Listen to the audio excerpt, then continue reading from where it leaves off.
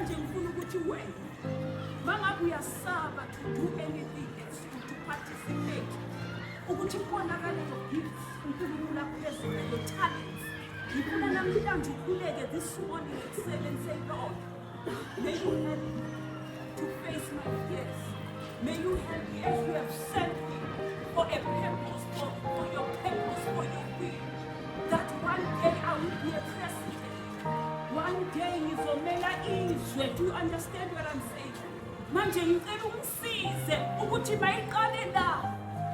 Ukuthi mina ngikwazi ukuparticipate ngoba if you don't start here, then probably you will fail. Do you understand?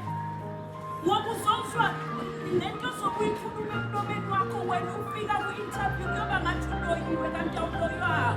It's because you don't know. You never listened. You never paid attention. You never wanted to participate.